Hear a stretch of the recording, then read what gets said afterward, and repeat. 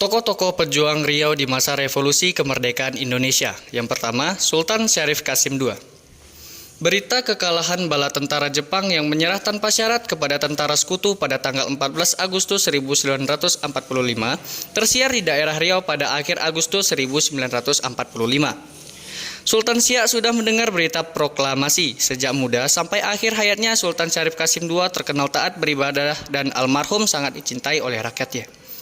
Sultan Syarif Qasim II, Sultan dari Kerajaan Melayu yang terkenal menentang pemerintah Hindia Belanda yang gigih. Jasa-jasa beliau sebagai patriot tanah air tentulah tidak dapat dilupakan begitu saja. Sejarah juga memberitahu kepada kita bahwa ketika tentara Jepang bertekuk lutut pada tanggal 14 Agustus 1945, karena Nagasaki dan Hiroshima dihajar oleh bom atom oleh Angkatan Udara Amerika Serikat, sebagai seorang raja yang kembali berdaulat, Raja Siak Sultan Syarif Qasim II memiliki paling tidak 3 pilihan. Yang pertama, tetap mempertahankan kerajaan Siak Sri Indrapura yang meliputi sebagian besar wilayah Provinsi Riau yang sekarang, di mana dia tetap memegang tampuk kekuatan kerajaan sebagai sultan yang berdaulat. Yang kedua, bergabung dengan kerajaan Belanda. Belanda tentu sangat senang hati akan menerimanya. Contoh, Irian Barat saja yang bukan merupakan kerajaan yang berdaulat, saat itu tidak diserahkan oleh Belanda kepada Republik Indonesia. Yang ketiga, bergabung dengan Republik Indonesia. Konsekuensinya, dia juga harus tunduk di bawah Soekarno dan Hatta sebagai Presiden Republik Indonesia. Konsekuensi lain, kerajaan Siak Sri Indrapura yang meliputi sebagian besar wilayah Riau yang sekarang hanya akan menjadi sebuah provinsi. Pilihan-pilihan yang amat tidak mudah bagi seorang raja yang selalu disembah dan sudah berkuasa selama puluhan tahun. Namun sebagai anak bangsa, dengan jiwa besar dan ketulusan yang amat mengharukan, saat Bung Karno dan Hatta memproklamirkan kemerdekaan Republik Indonesia, raja itu mengibarkan sang saka merah putih di depan Istana Siak Sri Indrapura. Lalu dia datang menemui Soekarno dan Hatta di Jakarta, menyatakan tunduk dan bergabung dengan Republik Indonesia di samping menyatakan bergabung bersama Republik untuk membiayai perjuangan Republik yang saat itu masih sangat miskin. Sultan menyerahkan tahta, mahkota, dan pedang yang terbuat dari emas murni.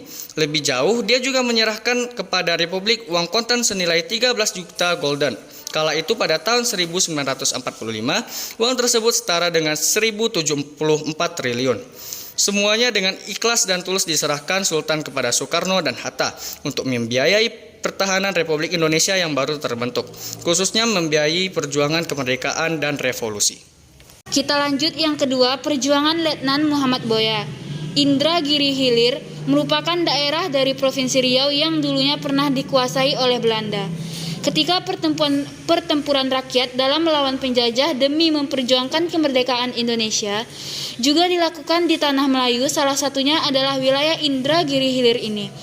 Salah satu tokoh pejuang di Indragiri Hilir yaitu Letnan Muhammad Boya. Muhammad Boya adalah seorang tentara yang berpangkat letda. Ia merupakan salah satu tokoh pahlawan yang memperjuangkan kemerdekaannya di wilayah Indragiri Hilir. Terbukti dengan keikutsertaannya pada pertempuran di Tanjung Kilang yang mana ianya menjadi salah satu anggota yang menyerbu di Tanjung Kilang yang dikomandoi oleh Kapten Mukhtar dan dibantu oleh anggota lainnya termasuk Letnan Muhammad Boya. Pada pertempuran di Tanjung Kilang atau Pulau Durai tersebut dapat dikuasai kembali dan direbut oleh para pejuang setelah 12 jam melakukan pertempuran terhadap Belanda. Pertempuran Letnan M. Boya selanjutnya adalah di Kuala Enok. Pertahanan di Kuala Enok dibagi menjadi 3 pos pertahanan. Yang pertama, pos 1 dipimpin oleh Sersan Kusen di ujung Tanjung dekat kantor Bea dan Cukai. Pos 2 di sebelah Hulu Tanah Merah dengan Komandan Sersan Ahmad Kirman, dan pos 3 di halaman masjid arah ke darat dengan Komandan Sersan Suratman. Pos dibuat dari tanah liat dengan penahan kayu bakau. Namun sayang pada pertempuran di Kuala Enok ini menjadi pertempuran yang terakhir bagi Muhammad Boya, karena pada pertempuran di Kuala Enok inilah Letnan Muhammad Boya gugur dalam pertempuran karena memperjuangkan tanah airnya. Wafatnya Letnan M. Boya dalam bertempur diduga karena tertembak di saat menyeberangi sungai. Jasadnya dikebumikan di Sungai Rukam, Hulu Enok. Jadi sampai sekarang Letnan M. Boya masih dikenal dan dikenang karena jasa-jasanya dalam mempertahankan wilayah Indragiri Hilir dan dikenal sebagai sosok pahlawan dari Indragiri Hilir. Perjuangan Letkol Hasan Basri. Letnan Kolonel Letkol Hasan Basri lahir di Desa Maranti Bunting, Bunting, Kecamatan Merbau, 8 April 1927 silam, dan wafat di Jakarta di RSUD Koja 2 Agustus 1995. Meski nama tersebut seperti baru didengar, namun informasi itu cukup membuat bangga daerah terbungsu di Provinsi Riau ini. Letkol Hasan Basri saat masih bertugas menilai perlu adanya basis tentara di kota Selat Panjang karena ibu kota Kabupaten Kepulauan Meranti itu terdiri dari berbagai etnis sehingga rawan terhadap hal-hal yang mengganggu stabilitas nasional. Salah satu upaya beliau adalah membentuk Badan Keamanan Rakyat (BKR) di Selat Panjang di bawah Presiden Riau pada 1 November 1945. Menurut Letkol Hasan Basri, suatu daerah di mana terdapat berpenduduk pendatang yang lebih dominan, maka daerah tersebut dipandang sangat rawan.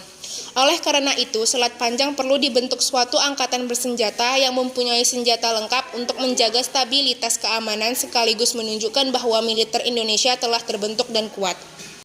Dalam struktur pemerintahan, status Selat Panjang berada dalam wilayah Kepresidenan Riau. Oleh karena itu, pembentukan BKR Selat Panjang berada dalam tanggung jawab BKR Kepresidenan Riau. Berdasarkan hal tersebut, maka pada 1 November 1945, Letkol Hasan Basri berangkat ke Selat Panjang dalam rangka untuk menyatukan semua pasukan bersenjata ke dalam satuan BKR. Letkol Hasan Basri bertolak ke Selat Panjang dengan diiringi beberapa orang perwira dari Resimen 4 Pekanbaru. Letkol Hasan Basri meresmikan berdirinya Kompi Selat Panjang di bawah komandan Kompi Kapten Marahalim Harahap yang sebelumnya pernah bertugas di Bengkalis sekaligus teman satu kelas Letkol Hasan Basri.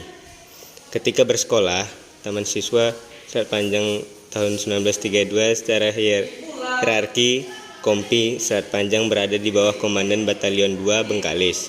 Hingga kini, Letkol Hasan Basri dikenang sebagai pelopor Kompi Selat Panjang.